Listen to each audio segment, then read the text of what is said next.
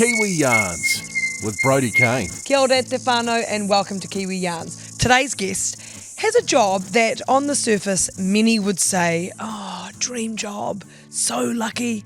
And while I don't think that there's any denying that the title travel blogger, travel writer, travel photographer do in fact come with a nice ring to them, Abigail Hannah's backstory of how she came to be where she is today is fascinating. While born here in Aotearoa, Abigail grew up in India, and when she returned home here, she suffered from depression. And it was nature that helped her heal and was, in a way, a kind of therapy.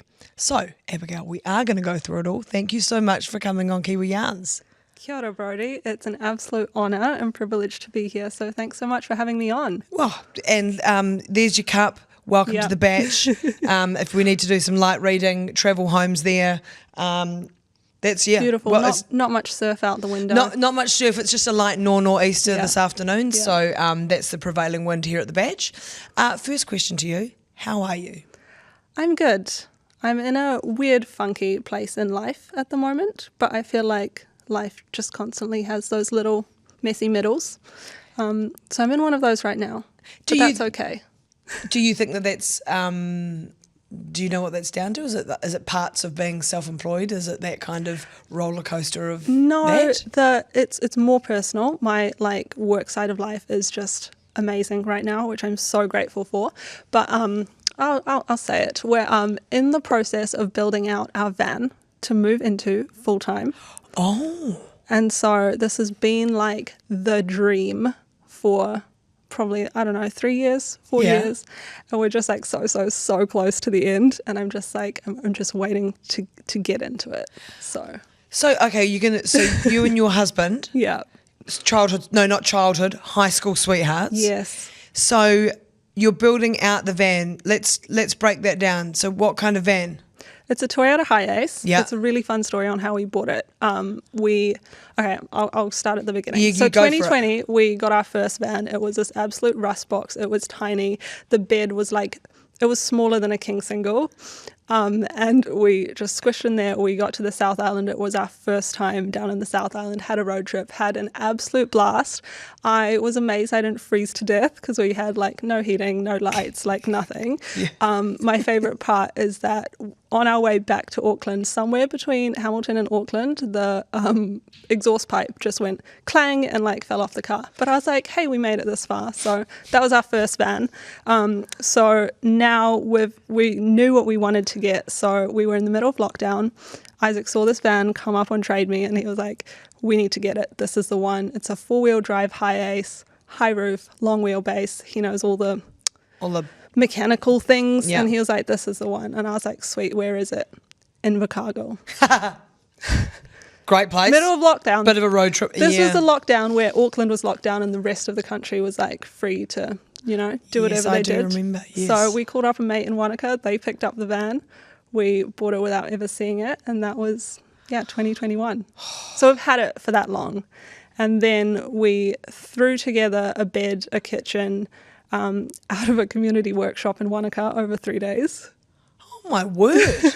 Okay. So that was a super basic setup. But now we've got a fridge. We're getting a battery set up. We're getting all the bells and whistles. And now that's what I'm excited for. But okay, just you're slow down. No, but I'm just. It's like a normal. How many seater van? I'm just trying to picture it. What? 2 seats in the front. 2 seats in the front, but how? Is it a 9-seater? If it had seats in it? I have no idea. Okay, but it's a normal van, one. right? Yeah. A van. Yeah, you can park it normally in normal car parks. Right. Okay, I'm with you. It's not a massive, huge thing. But it's got slightly. I'm doing my hands. No. For people at home, we're and that are not watching the YouTube, we are flailing hands. You're going to live in this? Yes. Okay. When are we planning on doing that? As soon as we get it out of the workshop, hopefully next week. Okay. Where are you going to... where are you going to live? I don't know. Okay. I don't know. We're figuring that out once we move in. And you're going to cruise round? But you're going to cruise round, maybe? Yeah. Of course you'll cruise round. We've been trying to move into it since October last year, so it's been a long time coming. I thought we'd hit Northland, Coromandel, get a bit of summer, but summer's kind of fading, so I don't know. But we will head down to the South Island for winter. I want to have like snow season down there. Does this one Enjoy have a all that. heater? Yes, it does have a heater. What about a toilet? Yes. Oh, where's all this stuff going? It's a van. They're not that big. I'll send you a picture when we're done, Brodie. Okay, please, because we will make sure that we show the people if that's okay. Yeah. Because I'm just okay. No, that's fascinating. Okay, so all right. That was the how are you question. We haven't got very far. I tell you what though. Next question is what's been happening. Well, been building the van. Yeah. So okay, have you got any upcoming exciting travel itineraries to share with us? Ooh. I love like a South Island 2-week loop. 3 weeks. I always, when people ask me like, oh, how long do I go down for? I'm like, as long as you can. You could go there, I don't know, 2 weeks every single year and you still won't see this whole South Island. So I'm just like, as long as you can.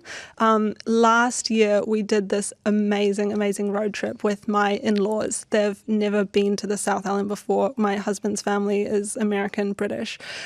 So we got to take my in-laws around the South Island and that was just amazing. So do you want the itinerary? Go for it. Yes, please. We started in Christchurch, flew in from Auckland, picked up 2 vans. They were massive. Those were bougie vans. Okay. Like shower in the van. Motorhomes. I was going to say, are we camper van or are we still smaller than a... No, they were like VW crafters. Okay. So we're still in the van family. Yeah. We haven't gone to a 6th birth bloody Maui One of motorhome. them, it didn't have like, the cab over. It didn't have that, but it was still big. Anyway, we picked up 2 vans, so we had one each. It was nice. Went up to Kaikoura because love Kaikoura. Yeah. Even just like the seal colony, which is free. You can just walk along and see hundreds and hundreds of seals. We were too late to book in for a whale watching cruise, which was a little bit gutting. I still haven't done that yet. It's on the bucket list. But from Kaikoura, we went through Lewis Pass, which I hadn't done before. And have you stayed at Maruia Hot Springs? I haven't stayed there, but I've been there. It's quite fascinating place, eh? So we stayed there overnight, which was lovely. Hit the west coast. We actually, when we got to Greymouth, it was like sunset and it was just beautiful, like west coast sunsets. Sometimes you don't see the sun at all on the west coast, which was our experience on our first South Island road trip. So we went there, went to Hokitika Gorge, which is beautiful. There's also this little glowworm dell in Hokitika. Just on the side of the road, there's just like a sign that says glowworms and you follow a path for 50 metres or something in the dark. Glowworms. Wow. Yeah, so that was fun. Hokitika, Fox Glacier, we kind of had bad weather there, but we got beautiful views at Lake Marion, which is where you can see the reflection of like the Southern Alps. That was beautiful. And my mother-in-law was like counting the number of cars we saw on the West Coast, like on one hand. I've done that before. Yeah, we were there in August, so midwinter, like there just weren't many other cars on the road. Then we hit Wanaka, we did a few kind of day hikes around there, and then we boosted it down to Doubtful Sound. And we did the cruise there, which was epic. And then we also did Milford Sound because I really wanted them to experience both. So that was beautiful. We stayed at the Milford Sound Lodge, which is stunning location. Up from there, we had a few days in Queenstown. I'm not big on Queenstown. I know people love Queenstown. But it's slowly growing on me. Okay. I feel like, for things to do outdoors, which is more me than the bars and the clubs. I love Wanaka a little bit more. Mm-hmm. We did do a wine tasting, which was awesome, just down in Bannockburn. I don't know. Bannockburn? I do know Bannockburn. I've never heard of it. Look, there's not many wineries down in that region that that's probably, I haven't been to them all, but I am partial to a wee I was winery. like, we've got to slip in a winery there for my in-laws. Yeah. And then we came up through the guts, so hit the clay cliffs at Omarama, and then Lake Pukaki is just beautiful, and we just had the most incredible weather, middle of winter, and it snowed and it was just beautiful. So we did Hooker Valley and it was like this fresh snowfall, and it was amazing. Popped up to Tasman Glacier as well, which is a super easy 20-minute walk. They loved that. And then we were kind of back on the way to Christchurch via Fairley and the Bakehouse. Got the pies. Oh yeah, she knows. They're always sold out of the lamb and mint though.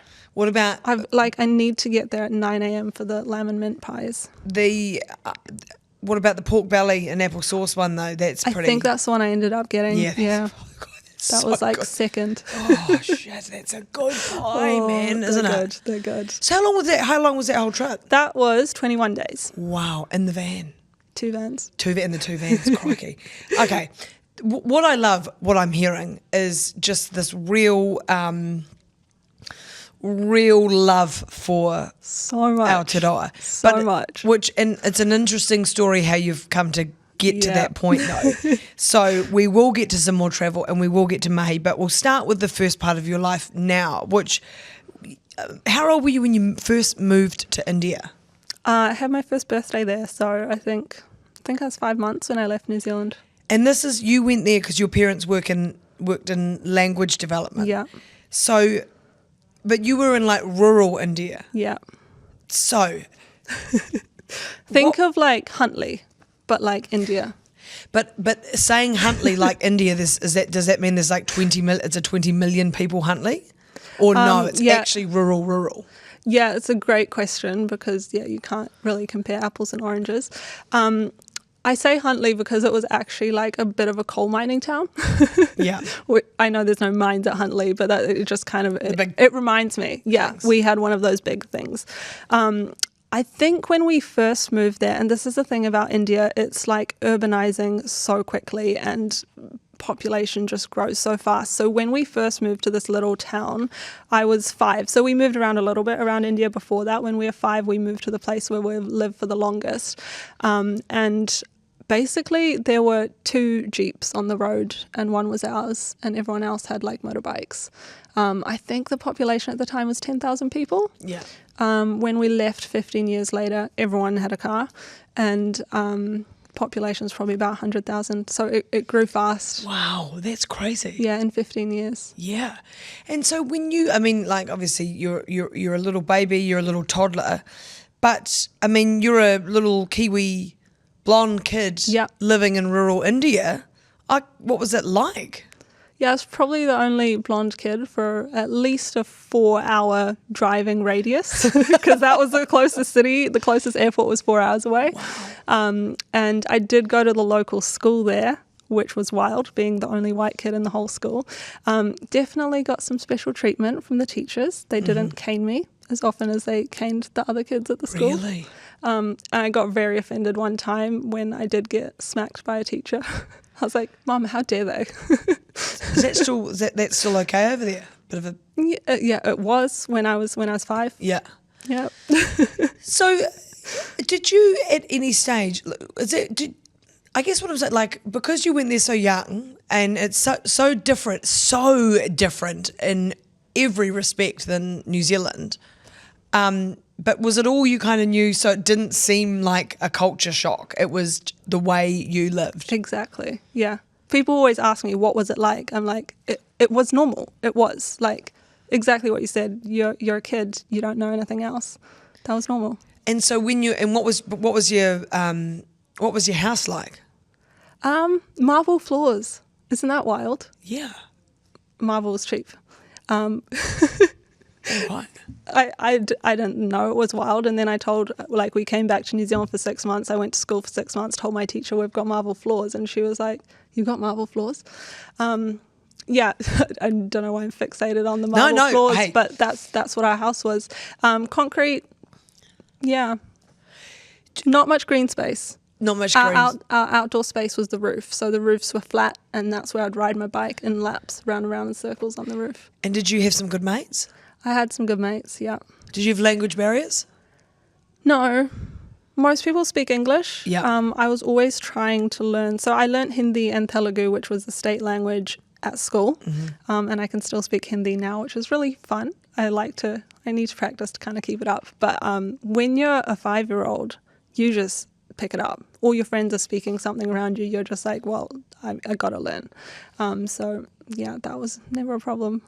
So, okay, so you're a little blonde kid living in rural India.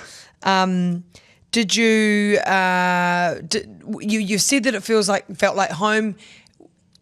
Did you practice religion or anything like that? Or, yeah, how did that work? Yeah, it's really interesting because culture and religion in India is so intertwined. Yeah. There's not much separation between them.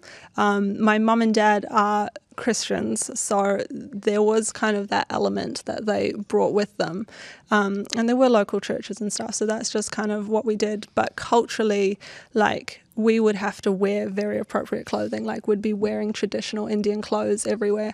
And I remember, I think when I was a teenager, I was a little bit rebellious and I wore like a normal t-shirt instead of like a full length kind of salwar kameez.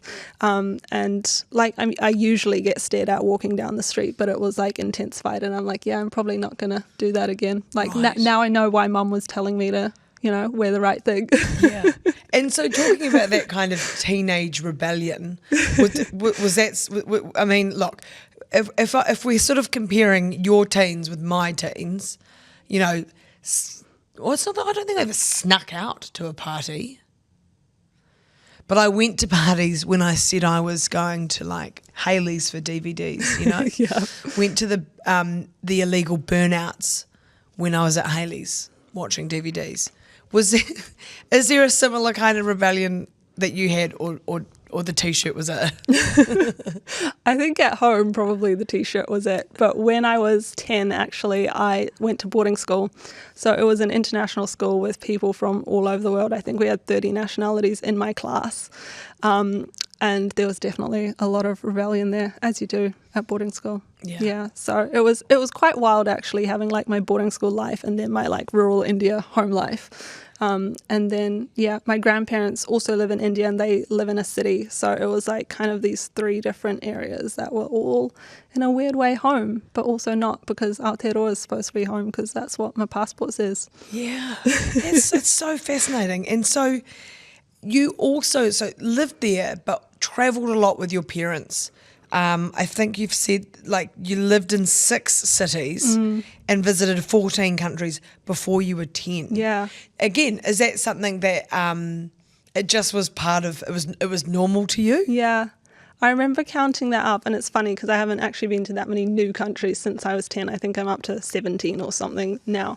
But yeah, Mum and Dad just travel so much for work, so the airport kind of became like a second home. We did so many train rides in India because overnight trains are a thing. You sleep on the train. And when I was 2, we lived in far north India and my grandparents were in the south, so it was 2 nights on the train. Wow. And we went somewhere when I was, I don't know, a little bit older, and it was only 1 night on the train. And I was like, Mum, Dad, we can't get off yet. We're not there. It has to be 2 nights. Has that made you like you're a good traveller? I mean, that's what, yeah. Like, I mean, I guess so. I'm moving into a van, so maybe that's where it all started. I agree. Do you remember all of those trips? Like, do you remember those cities? You do? I have a wild memory. Actually, my first memory is pulling Buzzy B down the stairs at my house when I was 2. Wow. Two's quite young, isn't it? Yeah. For a memory. Yeah, But like we don't have any photos of this Buzzy Bee being pulled down the stairs, so like it's it is a memory. It's got to be. Yeah, it's locked in there. Yeah, because that's the other thing. You're like, oh no, do I remember that, or is that that photo? Yeah, no. Exactly. Yeah. So you came home at 18. Yeah. And you studied. What was that a decision that you were like, well, look, right, I'm 18, it's time to go? Yeah. So at international school, the world's kind of your oyster. There's a lot of people at school that were looking at going to the States, to the UK, scholarships, Australia, just everywhere. Like, I don't know, China, Malaysia, Korea, like people were just going everywhere for uni. So I was like, cool, like I want to do these things. But Mum and Dad, I think because I've got 5 siblings and their brothers and sisters are kind of scattered around the world as well. And they were just like, we just don't want our family going boom everywhere. Right. So they said, Abigail, you're going to uni in New Zealand. So I was like, okay. Did you feel okay about that? I think so. I think it was actually okay. I didn't have a choice. Also in hindsight, like looking at like all the things that have happened since I finished high school, I'm glad I'm not in the UK or the States right now. Yes. It worked out. But was there any, like, I mean, you're 18, sort of being told what to do. Was there any resentment or did you think, oh, no, I'll go back, give it a crack? No, this is what I thought. I thought I'd come back, get my degree 3 years and get out. Right. That was my plan. I was like, I'll do it. I'll study and I'll leave. The world's my oyster. So when you came home, you studied urban planning. I did. That's like quite specific? Were you like, I'm going to be an urban planner? No, it has a story as well. So final year of high school, we went on this awesome trip to North India. Like we hit the Taj Mahal, we hit Jaipur, we just did all the tourist things. And it was just so fun with like your best mates that you've lived with for 8 years at boarding school. And we went to India's first ever, I think it's probably India's only, planned city. And it was planned by some French architect who drew up some lines on some piece of paper, and then they basically plonked down the city. But I was like, it feels different. Like something is different here compared to the kind of sprawl that organic cities have. And so that's when I first realized it's a thing, because it's not really usually in your, teacher, doctor, lawyer, urban planner. Yeah. So that's when I found out it was a thing, and then they offered it at Auckland Uni, went to the open day, thought it sounded cool, and that was me. Wow, that's fascinating. I mean, the funny thing about what we're sort of going to talk about next is you're almost like the reverse of many Kiwis growing up, right? Yeah. I grew up here, the places in your veins, and yet we are so far away that we yearn to travel. And then like we do that. So, I mean, I'm not saying everyone, but, a massive chunk of young Kiwis are like, right, it's time for my OE, it's time to go. We go and do it. And some people stay longer, some people, but then a lot of us also go, oh, it's time to come home. Yeah. You grew up somewhere else and came home, and it didn't start well. And so let's talk about that. What did it feel like to come to your birthplace and kind of not feel like it was home? Yeah, I think you kind of touched on it a little bit earlier, but I don't think there's two places further apart than India and New Zealand on the planet. Like, if people have ideas, hit me with them. But like, India is so colourful, it's so vibrant. Everything is just loud and exciting and fun, and there's people. And New Zealand is quiet, and there's not that many people, and feels like everyone kind of wears the same clothes, and just the little things like that. And even the food, I just like the state that I lived in is known for being the spiciest food, and so it just all felt so bland, for lack of a better word. And I remember my first job, actually, it was down in the city, and I'd just be on Queen Street, and I'm like, oh my God, this is where the people are. Like it felt really nice. And even the first few nights, like being back in Auckland, I couldn't sleep at night because it was so quiet. Like, where are the dogs barking? Where are the cars like tooting their horns? Where's like, I don't know, some construction site without any health and safety, noise barriers stuff. Like, it was just the contrast between those two places, I think, was just so drastic and so like, boom, now you're here. Do we call that a culture shock? Yeah. It is. I reckon. Yeah. And so you're 18, you're at uni, that's kind of supposed to be, you're like, whoa, and you're miserable. Yeah. It was a really rough year. And I think, actually, it wasn't my first year that everything kind of turned my world upside down. First year was just like still kind of fun, still kind of new, like we're figuring things out, we're trying to meet people. And my high school sweetheart, who we'd done long distance for 6 months, he was in the States and he moved over to New Zealand, knowing nobody else here except for me. That's wild, and it still blows my mind to this day that it's worked. You've obviously got a good one. I'm very lucky. Let me hold on to that. So we were basically the only family that either of us had here. Right, yeah, of course. Because my family was back in India, his family's overseas. So when you think about, I don't know, these massive life changes, like a support system's so important. And I think that's just what I was missing. And I kind of probably had this idea or hope maybe that all my mum and dad's friends that they've had in New Zealand for years and years would, jump in and be that support system.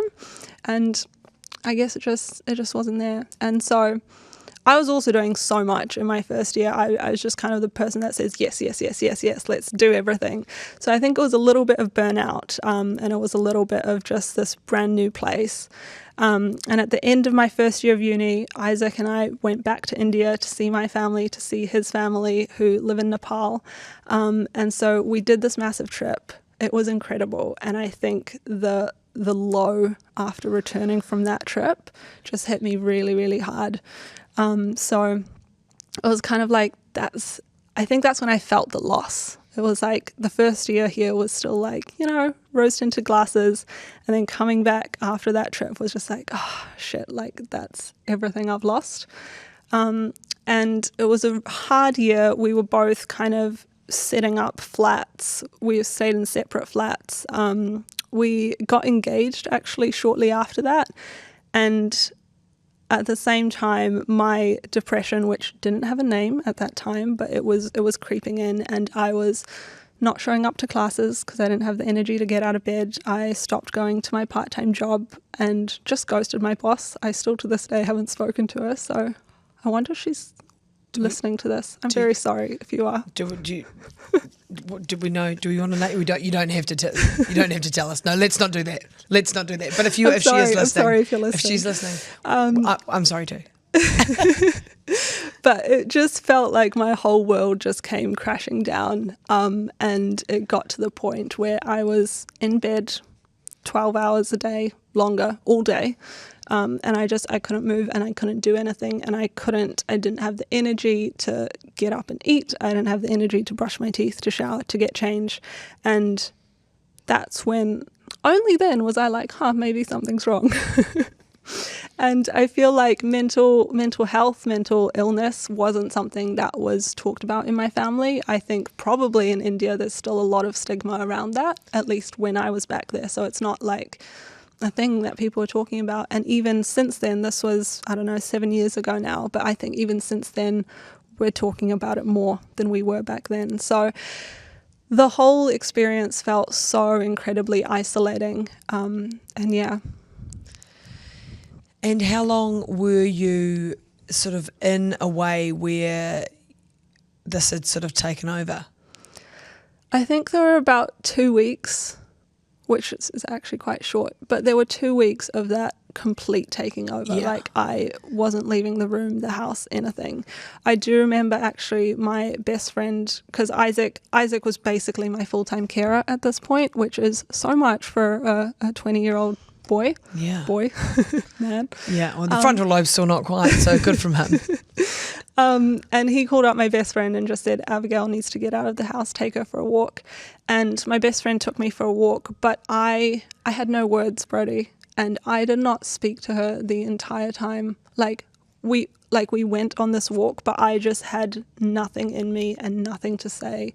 And I still to this day remember that as she just had so much grace for me, and she made so much space for me, and just she got me out of the house even though I had absolutely nothing in the tank. When you think about that, you didn't have anything to say, or you couldn't have anything to say, do you know why that was? At that moment, did you know why it was, or now do you know why that was? Do you know what at the time? I don't know. No, I don't know. Just so empty, just nothing there. Nothing to be said. I don't know. No, it's really fascinating. And even the effort to put words together, that's how low I was, that I just couldn't put words together. Were there moments? Okay, so that's your ultimate low of, and then obviously, your friends, your partner are around you. What were the next steps when it's like, okay? Yeah, the next bit's a little bit wild. My parents found out about it, which they probably should have a lot sooner than they did. But my partner Isaac called them, told them what was happening. Dad was like, right, I'm coming over to fix you. I was like, Dad, okay, sure. And I think that trip, Dad came over for 2 weeks, and I'm not quite sure what my parents anticipated the end goal would be at that point, because someone that's so severely depressed, it's not going to be fixed in 2 weeks. But Dad he helped me out a lot in just like going back to my lecturers and being like, hey, I know Abigail's dropped the ball on all these assignment deadlines that she's missed, but can we have some grace? And so just getting a bit of those life admin things back on track. I actually only failed one paper that semester out of 4. That's good. That's But great. Well, I mean, sorry, not great that you failed, but like that's a good. Yeah. That's a good rate. Given that, like, yeah, all my assignments were late, but my lecturers were very understanding and accommodated that. I think I scraped in with a C- on some of them, but we got there. We passed. So Dad came over. I got a diagnosis from, I can't remember if it was my GP. I got on medication, and I guess that's where we started to build things back up and try and put things together. But it was a long, long road to recover. And maybe a year after that, I came off my antidepressants, which I was really excited about and working towards alongside therapy and a bunch of other things.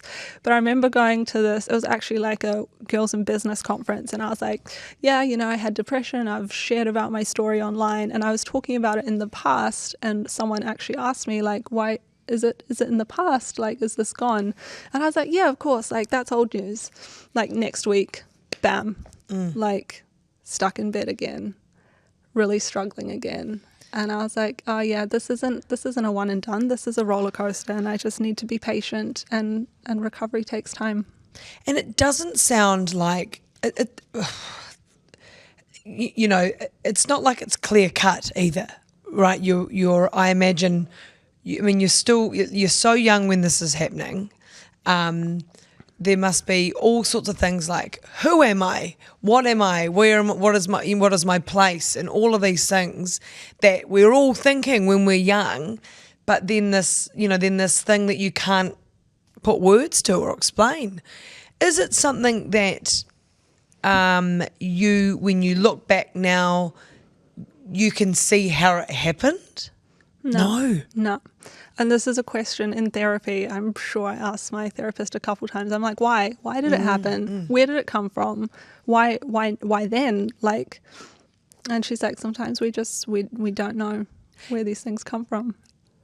I guess as well, because obviously with lots of things to do with mental health and mental illness, chemical imbalances in the brain and things like that, because you'd probably have a lot of people assume, and I mean, I probably like introed it a little bit like, oh, you came, you've been in India, you came home, you got depressed, so people would probably put them in boxes, but it's not that. You wouldn't say, oh, it's just because I came home and it sucked for a while. No, you know what I mean? No, I don't think so. And I personally, obviously not a professional, but I don't think it's necessarily helpful to kind of put things in boxes as well, because people can have those perfect lives that just look amazing on the outside, and yet something's still wrong on the inside. And I think we just need to have space and grace. And I got to a point through my journey and recovery with depression where I was really happy and open to talk about it online, because I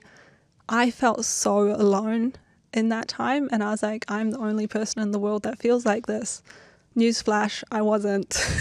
There's a lot of people struggling, and if one other person out there knows that they're not alone, that's all I wanted back then, was to know that someone else has been through this and someone else has come out the other side. So I think that's often something that people that haven't suffered it can't actually relate to, because they haven't felt that's that feeling of being alone.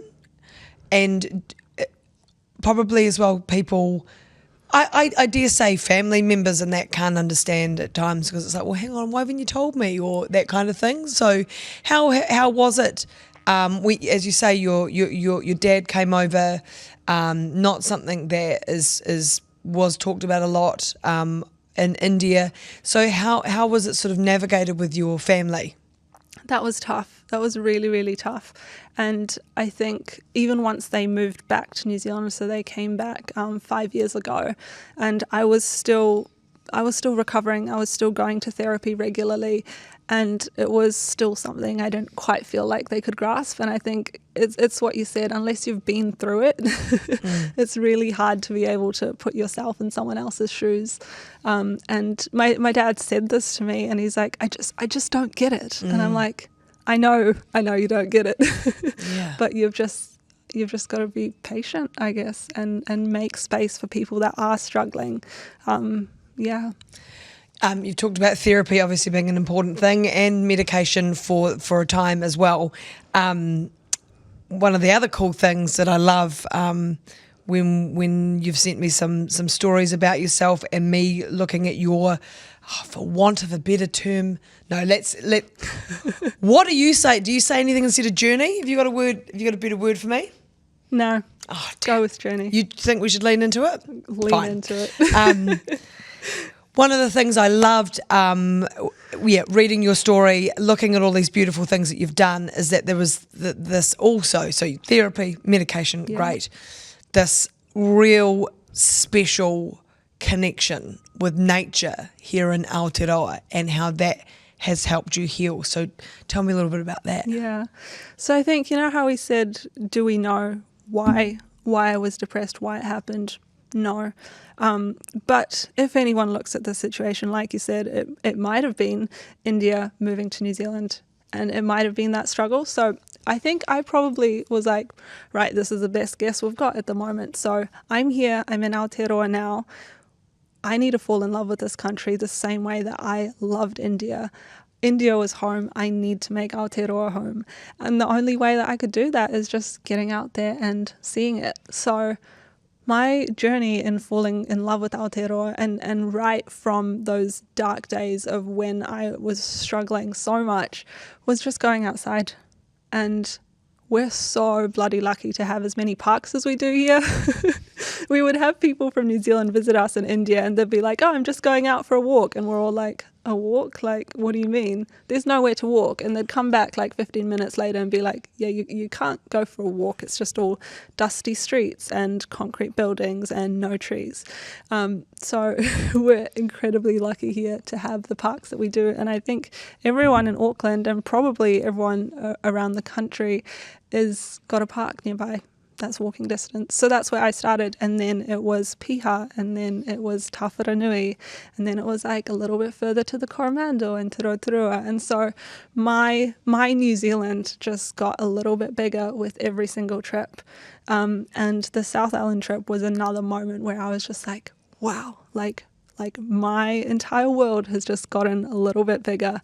But I was still very much in the midst of my recovery at that time. And I remember being on this trip, being in a camper van, we were at the Clay Cliffs, and I was just like, I just felt so yuck, and I just couldn't get out of the van. I'm just like, I don't know why we're here in such a beautiful place, and I feel so yuck, and why is my depression still here? I thought I'd left it behind in Auckland.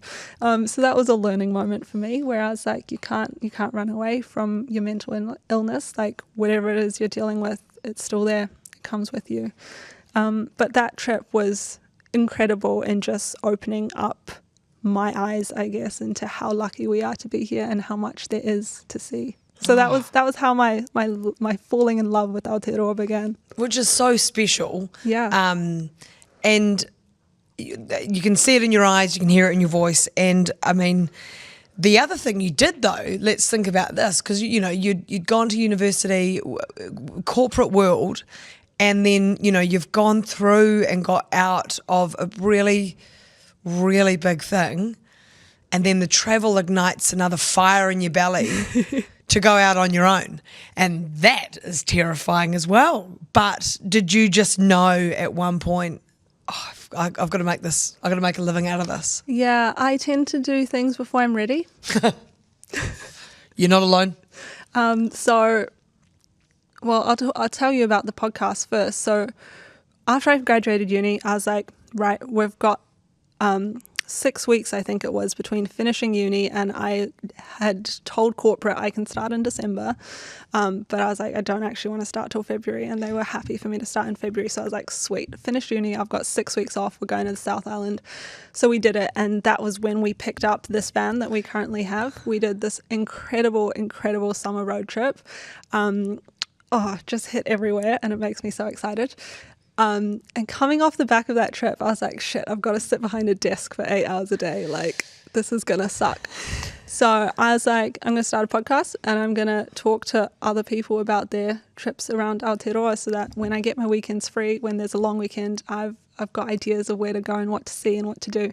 So I started that from my bedroom, recorded my pajamas very, very regularly, and had to teach myself how to edit audio and how to put it up on Spotify. Anyway, I did all that. I wasn't ready, and I always said I'm not a podcast person, but here we are.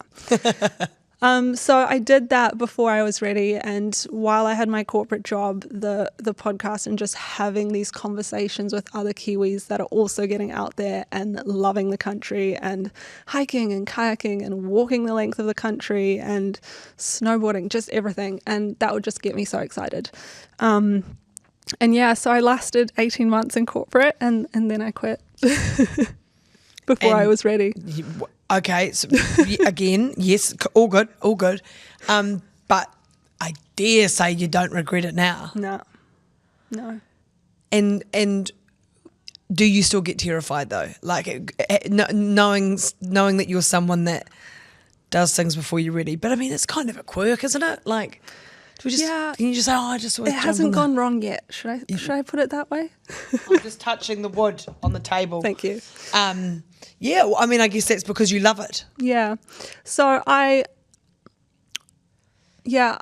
do social media marketing, so that's my business. And I had been wanting to go into it because I've got this creative side, and I just wasn't getting to fully express that at my corporate job. And I went into urban planning. It's so fascinating. It's so fun. I have no regrets. Like, that's what I studied. I loved it. The job was amazing. The people were amazing. But I was like, I'm just not quite fulfilled, I think, is what the bottom line was. Best case scenario, I would have built up a bit of a nest egg and had some money saved up to cushion us as we made that transition, because my husband's studying, so I was the breadwinner. I am the breadwinner. And I just came home one day, burst into tears, and I rode a motorbike to work. I commuted on a motorbike, which was so fun. So my husband thought I've almost had a crash on my motorbike. And he just held me while I sobbed. I cry often, so it wasn't out of the ordinary, but he just held me and was just like, what's going on? And I was like, I need to quit. Like, that's it. And I think when I was so sure, I pretty much put my resignation in the next morning. That was it. And then we figured the rest out afterwards. I think I love that. And let's also not forget that you're still young, self-employed, all the amazing work that you do for yourself, for others.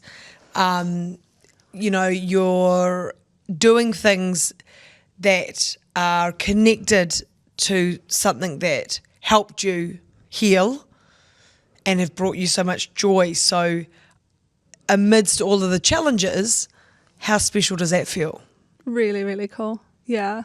It blows my mind. I think, the podcast is my passion project that just brings me so much. I was just going to say, by the way, people are going, what's the podcast called? Aotearoa Adventures. Aotearoa Adventures, yes. yeah. Available on all major podcast apps? Yes, I believe so. Yeah. It will be. Yeah. Okay. What Brodie said. Yes. Yeah, so I think that's my love letter kind of back to Aotearoa. And I've totally forgotten what the question was.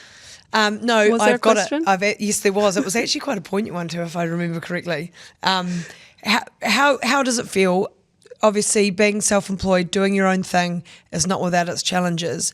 But how special is it that the thing that helped you heal and brings you so much joy is what you're, connected in with your mahi every day? Yeah, that's right. it blows my mind when I get messages from people saying, I loved this and this has like inspired me to get out and see this place, to do this thing, and just to go for it. And I think for me, it blew my mind when I first moved back to New Zealand and found out that there were people that didn't have passports. as a 10-year-old that had been like to 14 countries, I was like, come on, guys. But I think there are also a lot of people that go and do that OE and haven't seen our own backyard. And that also blew my mind. I think there needs to be this balance between the two, because New Zealand is just like, it's a dream destination for people. I've just come off the back of a 3-month trip where we were in the UK and the US, and everyone's like, you're from New Zealand? Yes. I'm like, yeah, I am. And like, I'm proud of that. And I'm excited that I know what New Zealand is and what it's like. And I know what other people are seeing when they come here. So it blows my mind that I get to do that every day. It's very exciting. And yeah, have I answered the question? Yeah, no, you totally have, and I agree with you that you go away, like it's such a privilege and a joy to travel. Every time you come back in, it's just like there's a feeling that's just like, oh my look God, at this place. When they say kia ora to you on the plane, Yeah, it's like that's just a warm hug. Yeah, no, or you fly and the ocean's always so blue. Yeah. I mean, even on a stormy day, everything still looks so beautiful. I've got a few sort of like, I guess, real travel themed questions. Let's start with have you got a travel horror story? I know that we should focus on. People love a travel horror story. In New Zealand? Anywhere. The only thing I can think about is public toilets. Because when you live in a van, there's a lot of public toilets that you end up using. I mean, and I have a favourite. Yeah? Your favourite public toilet? Yeah, but I don't know where it is. It's somewhere between Dunedin and like Alexandra. Oh, I know the ones. Do you actually? The ones with the they sing to you. Roxburgh. Is it Roxburgh? Maybe. And there's silver, like there's like a Tin Man and shit. Maybe. Yeah. It could be Roxburgh. Yeah. If it is, that I know. If it's those, when I was working on 7 Sharp, I went down for the town opening of those toilets. If it's those ones, I'm pretty sure. Are they it would your be. favourite as well? Well, I haven't been there since then, so that was 12, 15 years ago. Because if there's one thing I would say, we could improve on quite a number of toilets. Yeah. You know? Yeah. In New We Zealand? do have some really nice ones like on the Hooker Valley track, which looks at Mount Cook. Yes, they're good toilets. Milford Sound, top of McKinnon Pass. Good toilets. Good toilet. Yeah. Yeah. So what's your horror story then? Has it got to do with the public toilet? I've just been in some stinky ones. Yeah. Yeah. The worst here. That was in the Catlins. near Purakanui Falls. Yeah. It was awful. Long drop, stinky, just like, ugh. Yeah. And I think I held it that time. Sometimes you don't have a choice though, right? What about have you had a travel situation? Because actually, it sounds like you are someone that can travel, for want of a better term, on the smell of an oily rag. Yeah. Is that your preference? The kind of like more budget style? I feel like, I know I'm still young, but I feel like every year that goes by, I need a few more nicer things. Yeah. And when I think back to our first van, which was a complete rust box, we were scraping ice from the inside of the windscreen every morning. Like, that's how cold it was. And now we've got a diesel heater in our van. So I feel like there's always a little bit of a toss-up. And now we've invested so much money into this new van. So I imagine we will still be having like instant noodles fairly often. But it's just a bit of a balance, you know? Well, you actually my age, and you think that you've packed efficiently, which you used to be really good at doing, but your bathroom bag weighs about 10 kilos because it's got you. For some reason, you think you need 15 serums, 74 bandages, creams, all of the things. Yeah. So it only gets worse. What is your? I mean, this is an interesting question, I guess, because you do a lot of work on social media, and that is very, very important. And I think that, and I always say that there's good and bad, but are travel influences or style of influencing that people do ruining parts of the world by the mere fact that that's travel influencing? I think we actually got really lucky on our first South Island road trip when we were going to all these hotspots because it was during COVID when our borders were closed. So I didn't get to see as badly the impacts of what those places look like with everyone there. But I've definitely been on a few hikes where you see someone kind of just marching up, take a photo, turn around and go back down. And I'm like, wait, just look at it, like soak it in. Roy's Peak, I put off the hike forever because I was just like, it's that Instagram spot and I don't want to be that Instagram person. When I finally got my ass up there, I hated it. Oh, did you? Was it chocker? It's so long. Oh, sorry. The hike.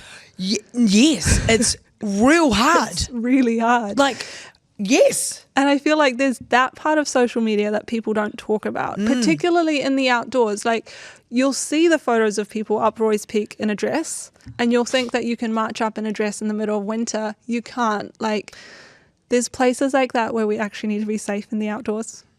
So Roy's Peak is not my favorite. We got up there and I was hoping for this like inversion layer, you know, when the cloud drops and it looks beautiful, and it wasn't. And we'd started at like 2 a.m. so we could be up there for sunrise. Had a big cry in the middle and was like, why are we doing this? But Isthmus Peak, which is also in Wanaka, same elevation, same length, but somehow just nicer. I like it better. Well, I've only been up Roy's Peak once and it absolutely pissed down and I couldn't see a thing. So, and I took the photos. You can't, you have no idea where I am, you know. But it is a shame that people are losing sight of what it means to be when you're somewhere. I actually remember when I was doing my OE, and I was in Athens and I was up at the Acropolis, and I've now been there twice, and the second time was as amazing. But it was completely different because everyone's got selfies and the things and it's chocker. But it was still, Mum and I were like, yes, we'll get a couple of, yes, we will, but we will also sit and be. But I do remember even back when, because I would have been 25 or 26, and I was just sitting there looking at this place going, far out, like, this is crazy. And all that kind of stuff is always wild to Kiwis, right? Because we're like, we're not that old. But you're like, holy shit, man. And this couple were like, excuse me, would you mind moving? That looks like a really good place for a photo. And so this is a long time ago. Yeah. And I just turned to them and I said, no, I'm actually just going to be here for a few minutes more. If you can wait, because that's what I was doing, you know. And it's almost like now you see the Instagrammable places, and I put them on the list of places I don't want to go. But also, in the same breath, it is a very, very important way and a really cool way to showcase places as well. Yeah, I feel like some of the things that influencers do share online, and I'm in that category too, but you don't see the full story. And I think that's the bit that's the problem, I guess, because someone might come to New Zealand and you don't know if they're here for 10 days, for 3 days, for 3 weeks, 3 months, because you can be sharing after the fact. You can just be packing this all in. And I feel like it's the little details like that often get missed. And you're just like, cool photo place, cool photo place, cool photo place. I want to go here, here, here, here, here.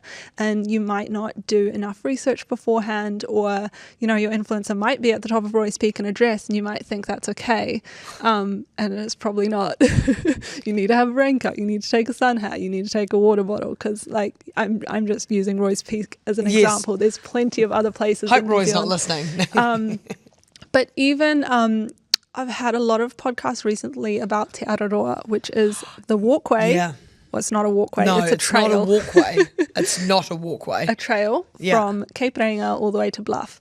And there's plenty of people that do these massive through hikes in America or in Europe, like from the Mexican border to Canada. You can do the PCT, which is a highway. And it's a trail, and these people who have done those longer trails come to Aotearoa and are like, cool, we'll smash out 30 Ks in a day. Not happening. Te Aotearoa is hectic. Yeah. It's just, I share a similar sentiment when people glamorize running. I'm like, dude, it's hard. It's like gritty. Show them you're nearly shitting yourself. Show them your runs where you get your cramp. Show them all of that. And yeah, because I'm fascinated by that Te Aotearoa trail because there's a beautiful beach north of Auckland called Pakari, and you can see them walking down it. It's fascinating, like just people doing parts of it, but yeah, no, it's a very cool place. What's your Roman Empire travel story? One that just is such a core, beautiful memory for you. You can feel it, you can taste it, you can touch it. Abel Tasman kayaking. We did a 3-night trip there, and it had been on our bucket list for a couple of years, ever since we first heard that it was possible.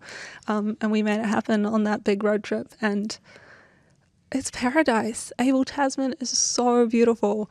We hopped in these kayaks. I'd never done like overnight sea kayaking. Now we've got 2 boats.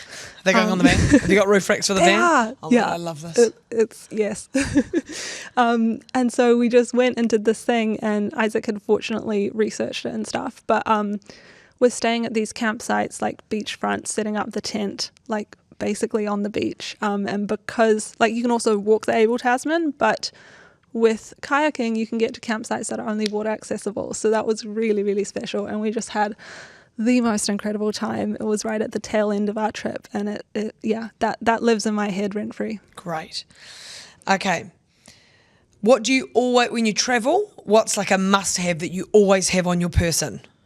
On my person? Yeah, like in my pockets? Well, yeah, maybe. Yeah, like is it your earpods or your, I don't know. Not much, eh? Really? I can't think, except for my phone. I don't even carry my wallet around with me. I just pay wave with my phone. You pay wave, yeah. So probably your phone is your most... But something that I have in my van is... Can I change the question? Yep, you can. Yes. I don't know the answer now. Yeah, actually, that is a good question. What's your must-have in your van? I have this really cool light. It's kind of like redundant now because we've got actual lights that plug into the battery. But it was like this rechargeable light that was magnetic. So we could like pop it up here, pop it up. You're cooking, it's over the stove. You're in bed reading, it's over the bed. You take it out of the van, pop it on the outside. Like, it was a great light. Sounds cool. Most underrated destination? In New Zealand. Oh, yeah, go on. Yeah? Yeah. Can I say Northland? Yes, of course you can. I think Northland. That place is outstanding. Because it's so close to Auckland. But I also feel that everyone that lives south of Auckland might not make it past Auckland to get to Northland. And it's beautiful. Absolutely. Awesome. So much history and culture as well. Like, beaches are incredible, but there's so much up there. And actually, last year my parents had their 25th wedding anniversary, and they were like, send us somewhere, New Zealand, plan us a trip. So I did. And the pressure's on with that though, isn't it, when it's mum and dad? It was, but I also know that they haven't been anywhere, and I know who they are and what they like, so it was fine. But I did this cute thing where like they had no idea where they were going. And every morning they'd open an envelope and it would give them their like driving directions for the day. They wanted it to be like unplugged. So I even went on Facebook Marketplace and bought like a phone with buttons from someone so that they could leave their smartphones behind. It was great. That's so cool.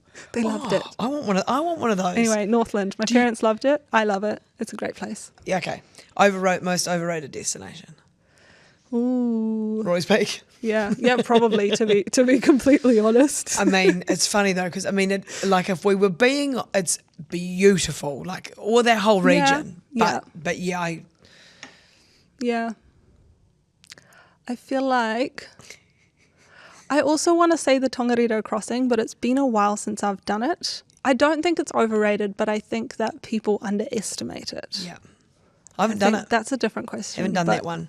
But don't underestimate Tongariro. I don't.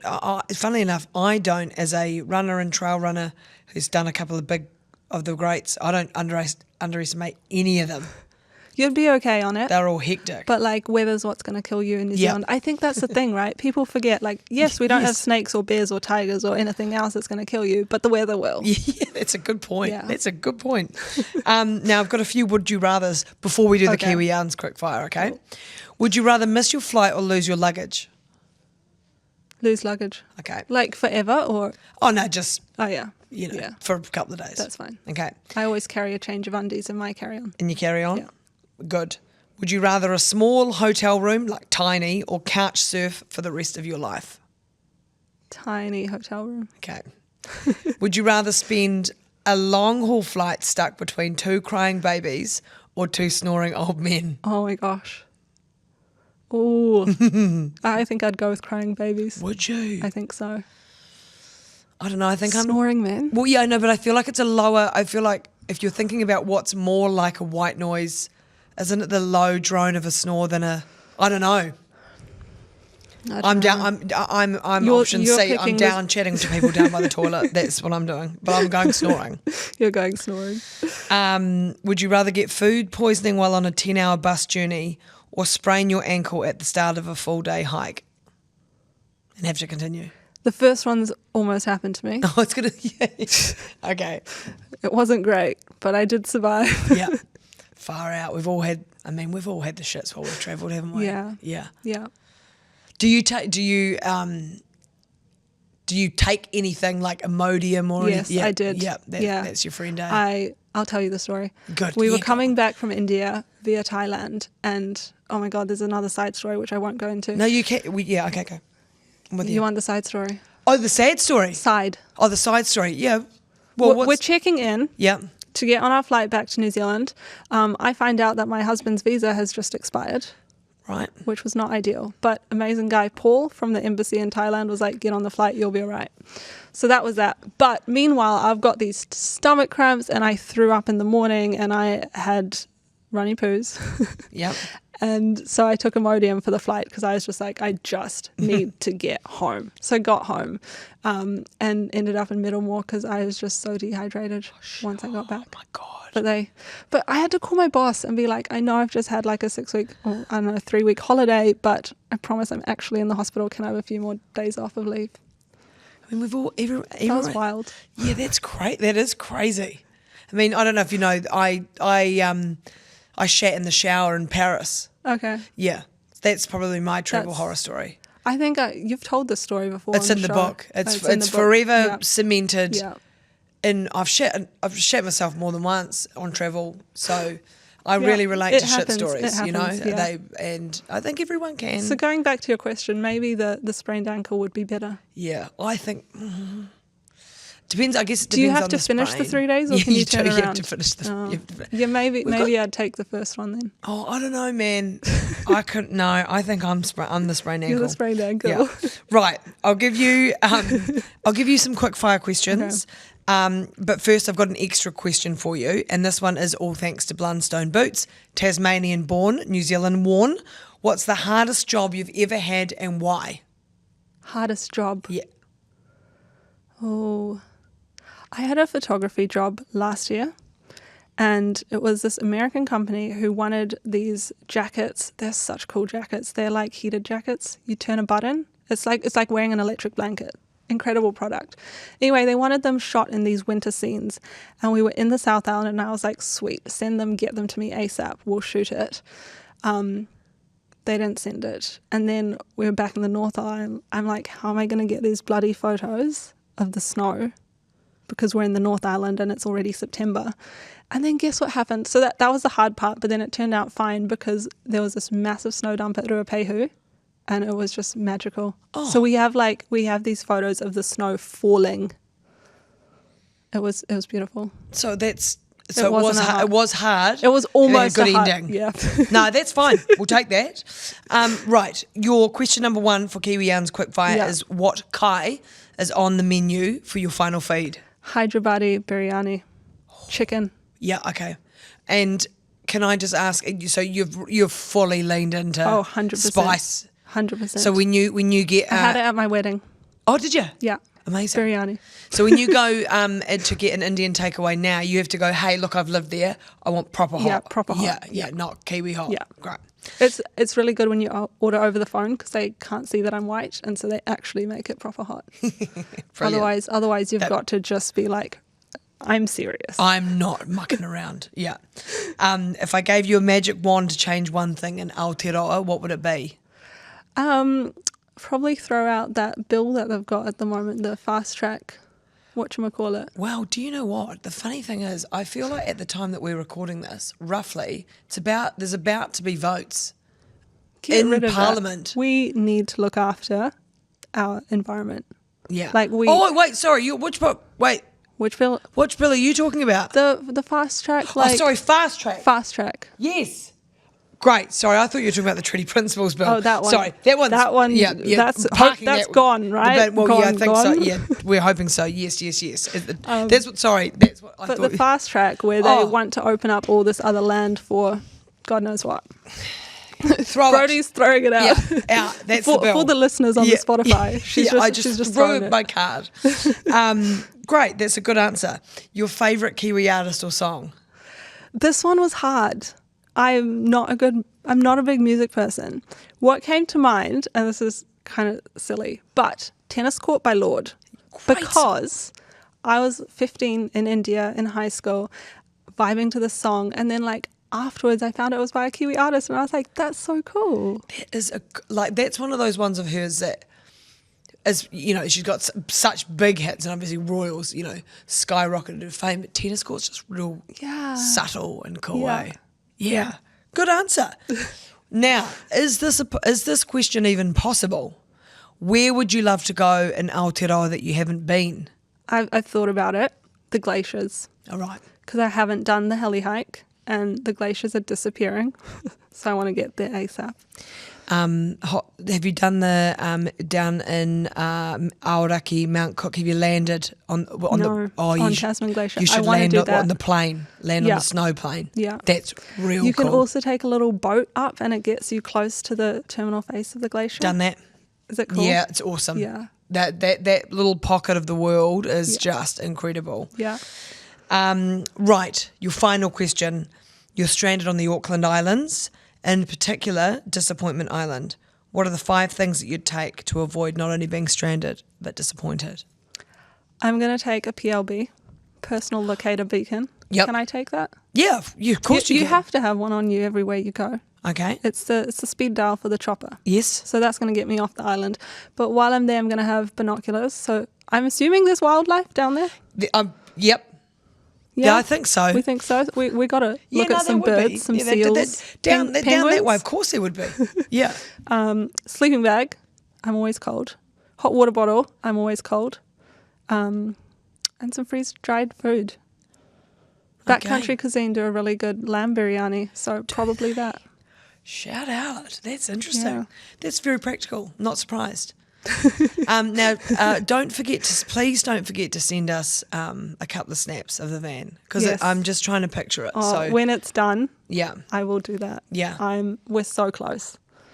And so we'll just coming full circle. So we're going to live in the van, but do you think there'll be times where you're like, look, I need to be in Auckland, so we'll just park up in Auckland for a week, and then you go, all right, well, we're done here. Well, should we go? Actually, I've got a client in Wellington. Let's go. Is that kind of what the plan is? That's kind of the plan, yeah. We're going to get a dock pass for campsites, so you can stay at them however long you want. And there's also an Auckland Council Regional Parks pass. Yes, there is. So we might be camping at Ambury Farm, Tawharanui.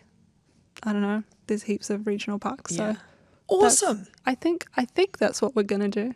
I'm just fixated on getting in there, and then we'll figure out what's next once we're there. I love it. Well, I love that. Thank you for coming in. Thank you for sharing some fascinating stories. And it's been really, really lovely to meet you. So, yeah, thank you so much for coming on Kiwi Yarns. I'm so honoured to be here. So thank you, Brodie. Oh, my absolute pleasure. Thank you also to you at home for listening. That was Kiwi Yarns. We'll see you next week.